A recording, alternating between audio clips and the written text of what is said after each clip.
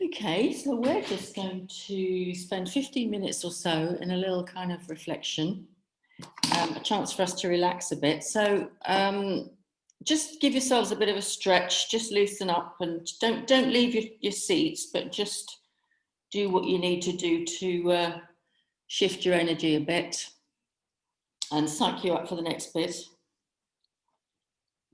A little bit of in-house calisthenics. Great. Good, a couple of stretches.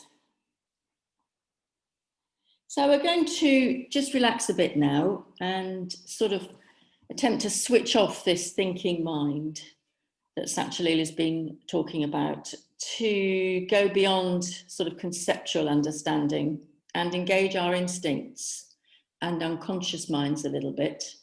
And we're going to do this by relating to the colours of the Buddhas in the 5 Buddha mandala.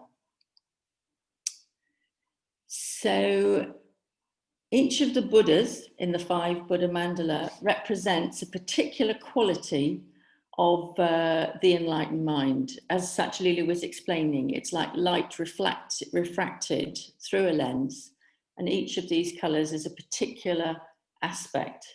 So I'm not going to tell you what they are just yet, directly, because being symbols, and that's what they are, these figures can speak to us in a completely different way and at a different level. And that is actually what they're about. So the Buddhas, or the jinnas as they're sometimes known, are represented firstly in human form, because as human beings, this is a form or an image to which we very strongly relate. But secondly, each of them has got their own unique colour and shade, and they can speak to us in this language of colour. So this is a nice way, it's a great way to sort of begin to get to know them. So just like, you know, the managers of McDonald's know very well that if they paint the walls of their restaurants red, then that will encourage people to eat quickly. And a preferred colour in a hospital waiting room, say, will be maybe a restful green or a calm blue. And just as artists and painters know very well that yellow is the first colour, apparently, to which the human eye is drawn. So the ancients knew that colour communicates itself to us in an incredibly powerful way, and often subconsciously. It's a symbolic language, and it can have a powerful impact on our psyches in a very subtle way.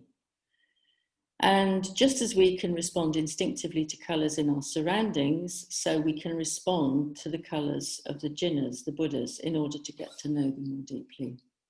So we're going to have a little playful reflection on the symbolic significance of the different colours of the 5 jinnas, and perhaps just see, for those of you that haven't come across this yet, and I know there are some who have, but there are some who haven't, if you yourself can maybe come up with what qualities they might possibly represent. And you know, this is not just one thing. The jinnas can represent a number of things by dint of their colour. So to do this, I want us to sit quietly, relax, and just take some deep breaths. We're going to do this as a reflection. And I want you to reflect, as I drop in some different shades of each of the colours,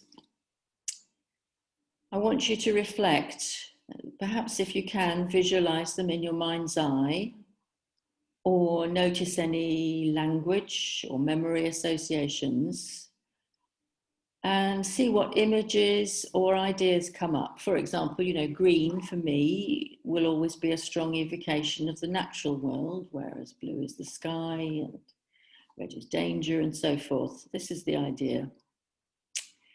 And then if you don't know already, see if you can have a guess at the particular wisdom or quality of each of the Buddhas. It might be something like generosity or courage or simplicity or something like that. Just have a stab at it. Okay. So just relaxing now and taking a couple of big, deep breaths.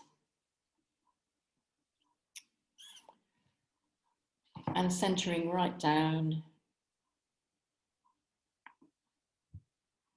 Noticing the weight in our bodies.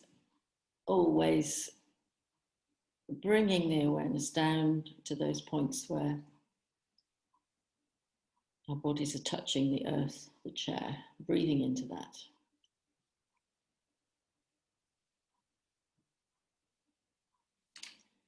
And I'm going to start with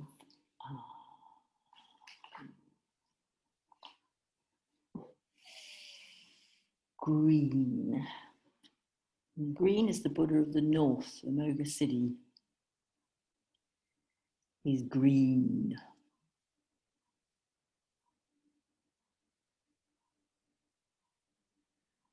So some shades of green. See what comes up for you. Emerald, the colour of jewels. Lime.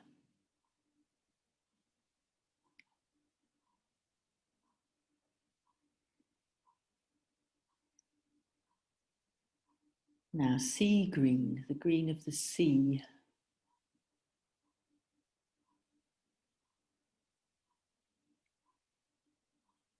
What do you see? What does this make you think about? What connections?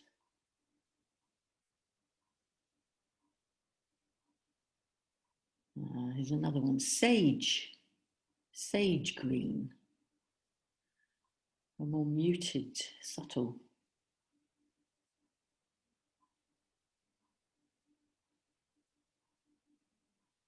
Mint.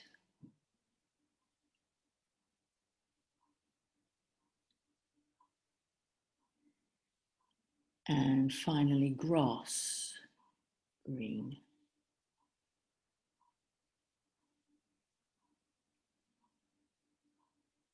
We had emerald, lime, sea, sage, mint, and grass. What did you see? What did you feel?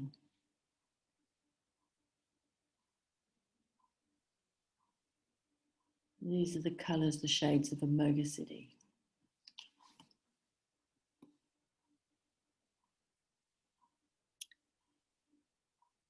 So moving round the mandala, we're going to the east now, to the Buddha Akshobhya.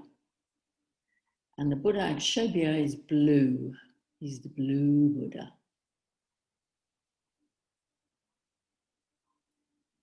So many blue colours, so many shades of blue. Sky blue.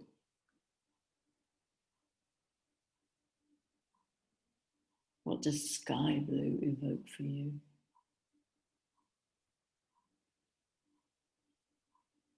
Navy blue.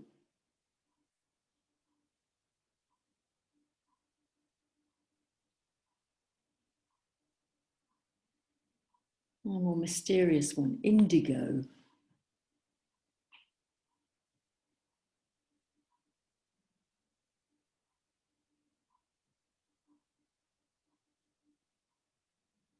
Or perhaps a glowing turquoise.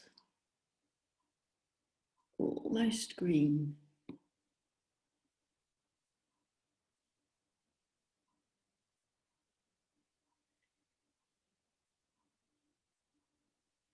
And finally, steel blue. Mm.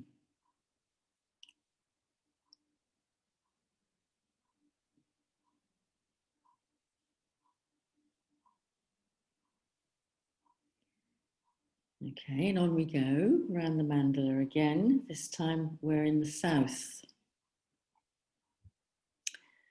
And in the south, there's the yellow Buddha, Ratnasambhava.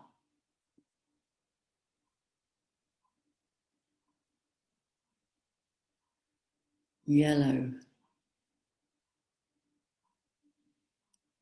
in all its variety and shades. So many. There's lemon yellow. Lemon. Or gold.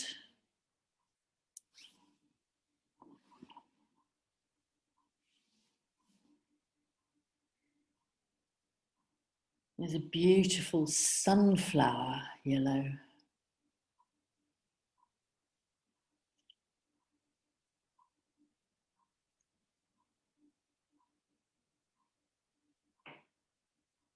And then there's ochre, a much more earthy shade.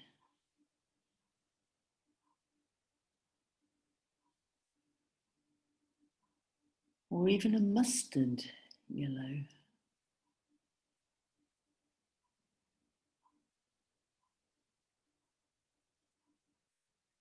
And there's also a cream which ranks among the yellows.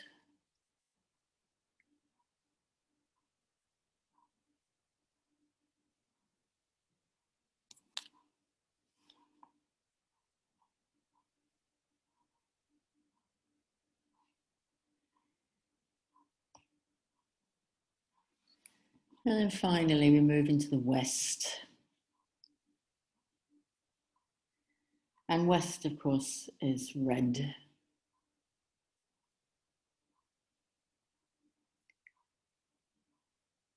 A strong and powerful colour, scarlet.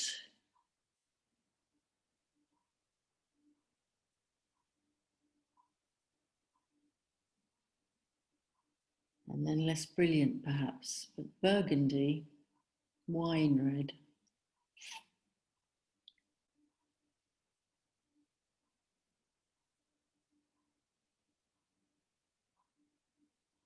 The reds of berries, raspberry red, cherry red.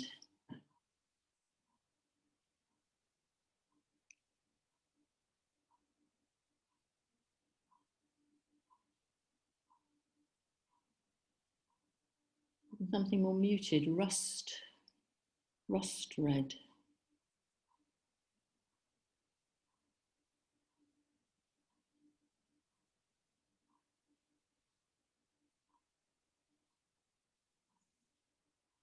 And that's the Buddha Amitabha.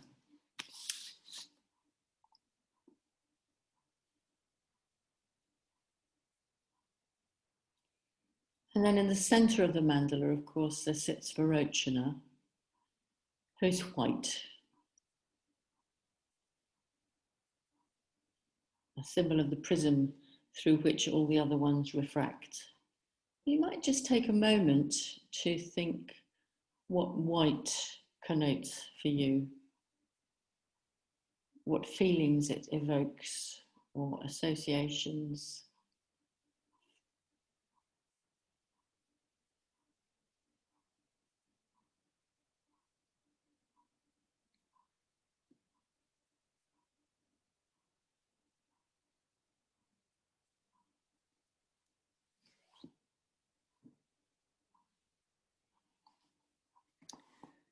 Okay, great. So come back. And if we were all together in a room, we could do a nice feedback thing now and see what everybody comes up with. And my experience of doing this, and I've done it with some of you, it's always amazing what people actually do come up with and how close they get to many of the Buddha's qualities. But broadly and briefly, for those of you who are having a guess, I'll just tell you what they are broadly associated with. So we started in the north with Amoghasiddhi, and Amoghasiddhi is the Buddha of fearlessness or accomplishment. He cuts through and accomplishes, no blocks, no obstacles.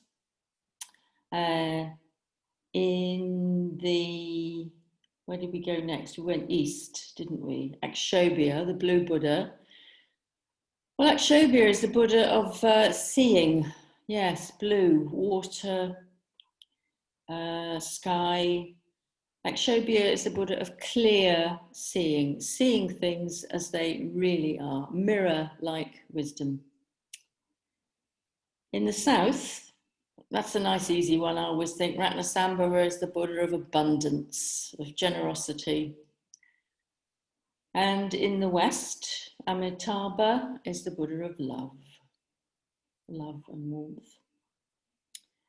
And Varochana is something of a mystery to me. I'm looking forward to hearing all about Varochana myself. But he's in the middle, embodying all of it in a sense. So before we just have a bit of a break and then go into groups, just a bit of fun. You know, of course, the colours. I was amazed when because I actually used a computer this time to sort of, you know, find out what suggestions there. Well, I was just amazed at the hundreds and hundreds of shades. And actually, one thing that occurred to me was looking through these hundreds of shades of yellow and blue and red is just how lovely it would be to think of the Buddha mandala as being like a giant colour wheel. You know, those colour wheels you've seen. We saw them when we were kids, or sometimes you see them when you're kind of thinking about decorating. You know, because the shades do all blend into each other. You know, at what point does turquoise become green? At what point does rust become orange? And they do blend into each other. So if you want a bit of homework, go and Google them. There's some fantastic images on the internet I found, and such fun with the names as well. And it's a way of just engaging with this whole field in a much more non-conceptual, non-thinking, gut response and very enjoyable way, because you can completely relax into this and trust our own inner wisdom in the way it responds to this whole language of the symbolic language of colour.